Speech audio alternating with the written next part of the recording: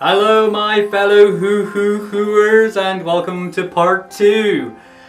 I know you're wondering, did I find any hats? Only the coolest ones. This one's not very Christmassy, but the others are, trust me. Put up a tree for goodness sake, what do you want from me? On to number 5.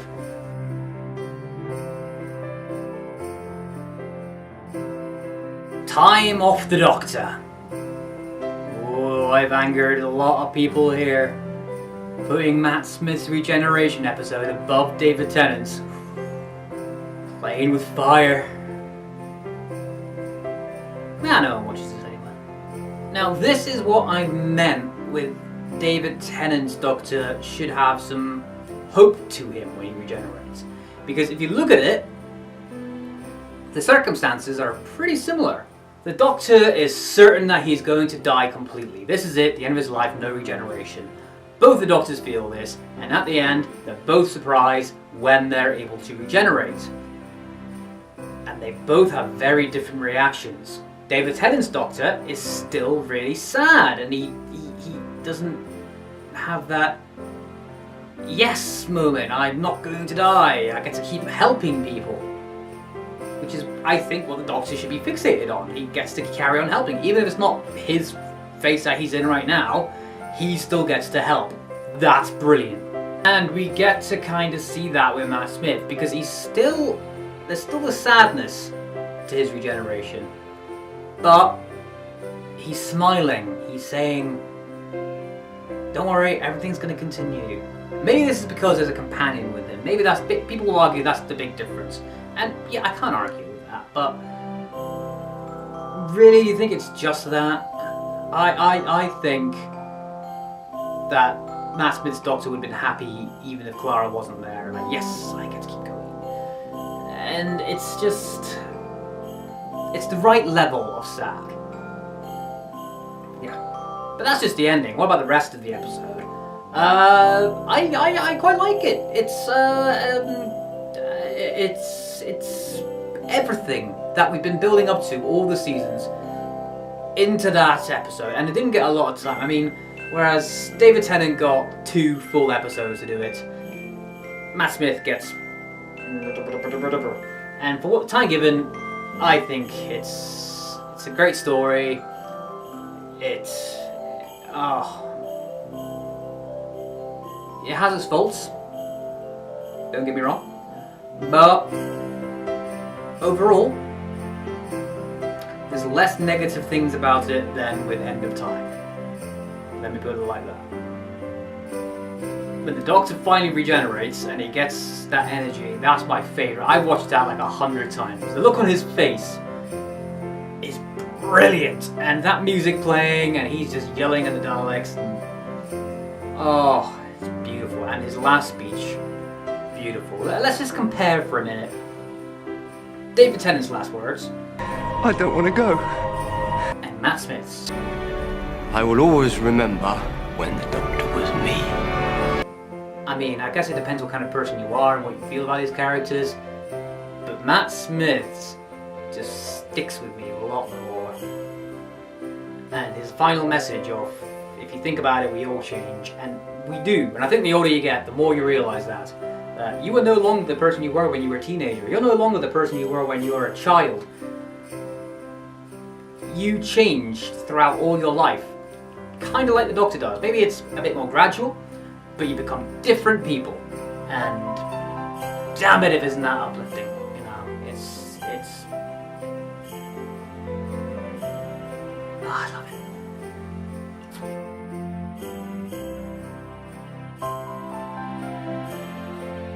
The Christmas Invasion. Now, this used to be a lot lower on my list, but it had been quite a while since I watched it, and watching it again, I really enjoyed it. Yeah. My main problem with it was that there wasn't much Doctor in it, especially for a first Doctor episode. Not having much of the Doctor in it was kind of a problem for me. but not anymore. Weird. Somehow, not having the Doctor in it so much makes it all the more triumphant when he returns. And when he returns, damn does Tennant do a good job. That whole thing when he comes back, you get to see that he's a bit more flirty, he's a bit more cheeky, he's a bit more angry quite quickly, he's funny, it's just brilliant. He's a bit more brash, you just get to see all his character in that one moment there, and it's done so well. You don't need the whole episode to see what kind of Doctor he's going to be. And I've really changed my tune on that. Because I used to think, first episode, we need to see the Doctor. Thanks for proving me wrong. And the other thing that used to annoy me was Rose. Let me explain. It really annoyed me that Rose just gave up so quickly. It was like the second the Doctor was out of the picture, she just went, you know what, I can't do anything, that's it, I'm giving up. And I thought, well, that's very weak of you. You should try. But try what exactly? Now, I've been pretty negative on Rose, as you may have or may not have known. But I'm going to give her dues here. This is a very good episode for Rose, which I used to think was a very bad episode for Rose. But she gives up, but she still looks after her family because there's not much you can do. She doesn't just pick herself up and go, you know what, I am a strong character. I'm going to save the day because I'm an awesome, strong, blah blah blah. She does what we all would do, which is crumble. And this is what I mean about negative traits that work. It's a negative thing, but I think we can all relate to it. And any of us who sits there and goes, oh no, I'll take on the aliens. Yeah. Shut up. Now eventually she does take on the aliens, but when she doesn't do a very good job at it. And again, this is what I like. She clearly tries, but she's nervous. She says things in the wrong order. She's not sure about herself, but damn it if she's not going to give it a shot. And that is the reason I've gone back to, not really liking Rose, but not being middle ground, shall we say. So you can thank this episode and episodes like this episode. Yeah. That makes sense. But overall, this episode would be higher if the bad guys were interesting, if there were more interesting characters, sidewise. We got Harriet Jones again. She's always good, but her side characters to her were very interesting. And it's the actual story, I think, wasn't too good, which is why it isn't quite as high as it could be. But what's good about it is great about it, and I won't hear a word against it. Top notch. Thank you, Christmas Image.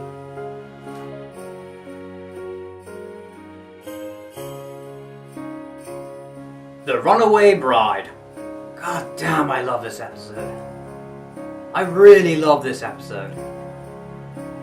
So why isn't it at number 1? Because there's only one reason I really love this episode. And I know you're all thinking the same thing. Donna! Okay, maybe not all of you are thinking that. Some of you don't like Donna. But damn it, if you love Donna, you really love Donna. And damn it, do I really love Donna. Once again, the actual storyline to this isn't that amazing, but Donna... Damn it, Donna! Just Donna, Donna's brilliant, and she's brilliant in this episode, and she has the best reaction to the Doctor, which is, I'm surprised not more people react like this, which is fear. She's pretty dang scared of the Doctor. And why the hell wouldn't you be? I mean, she's in awe, and she really, really admires him, but at the same time, she is terrified. And that makes a lot of sense to me. And god damn it, it's just Donna. I mean, I would put other ones as high as this because of Donna, but this is the only one with Donna in it. I mean, she's kind of in the End of Time-ish, but you wouldn't really say that's being in it. Now you think about it, there's not many companions in Christmas episodes. I mean, the episodes that Amy's in, she's not really in them either. She's this kind of side characterization, every reaction. And Martha! Poor Martha doesn't get an episode at all. Okay, she appears in the End of Time, if you can call that. I mean, that doesn't really count, does it? I mean, technically, a pizza delivery guy goes to a party when he delivers a pizza. You wouldn't say he was at the party, though, would you? Yeah, whatever. What can I say about this episode except for Donna?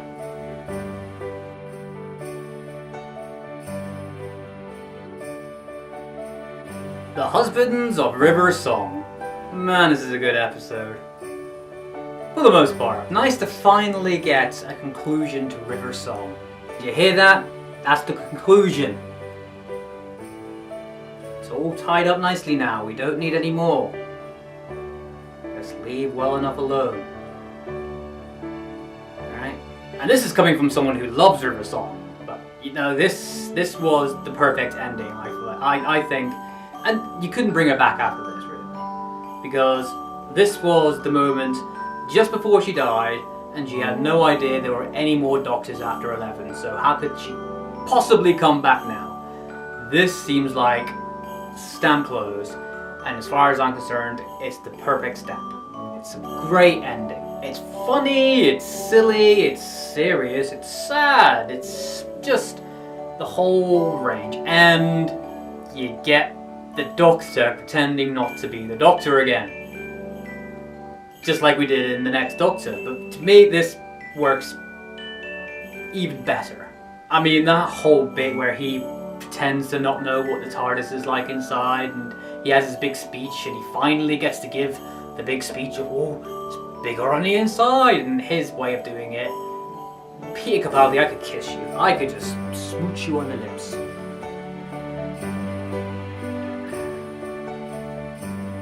I had a moment. Now, people are very split about River Song. Personally, I'm in the like camp. I like River Song. Do I love her? Yeah, I'm close to it. But she has some faults. I think she's been very overused. So I'm glad that this is the end. Right, this is her end. Put her in the Big Finish audio, it's fine, but story-wise, this is it, right? Oh man. But as far as I'm concerned, this really was the big River finale, and it works really well. And there's not much more to say about it. All I can say is this is making my nose itch a lot. So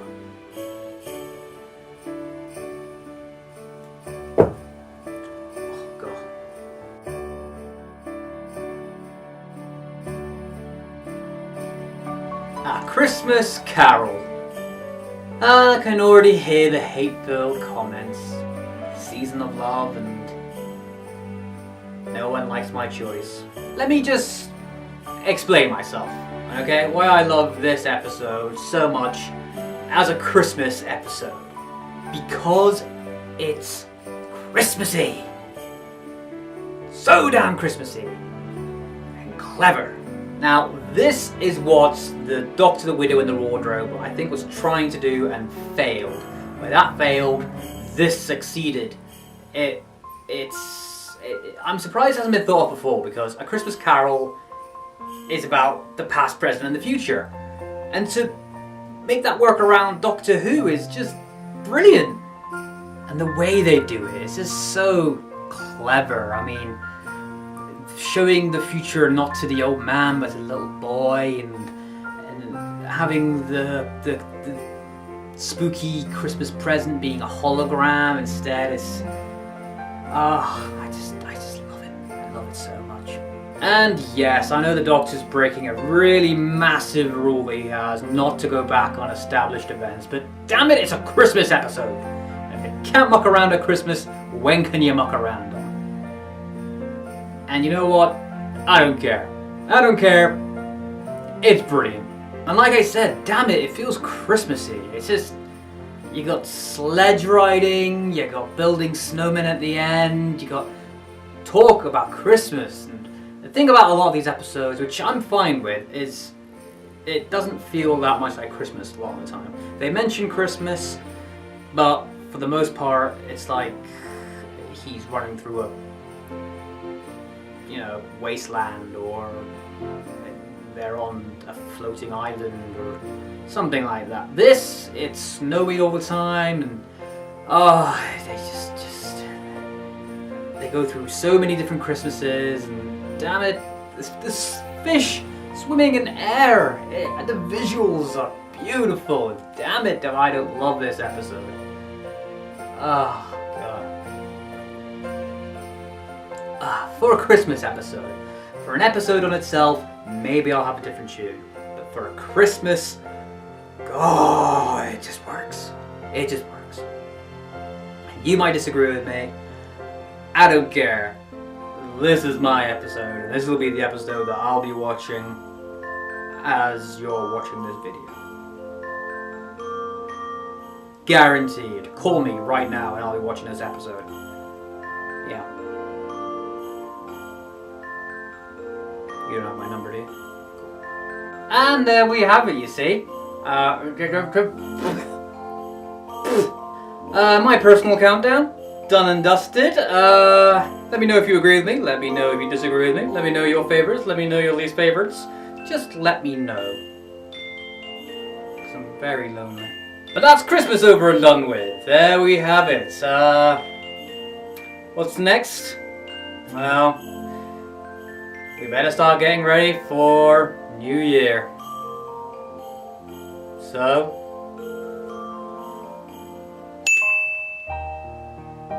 New Year, new me. Remember to subby, thummy, you a dummy. And until next year, Jesus!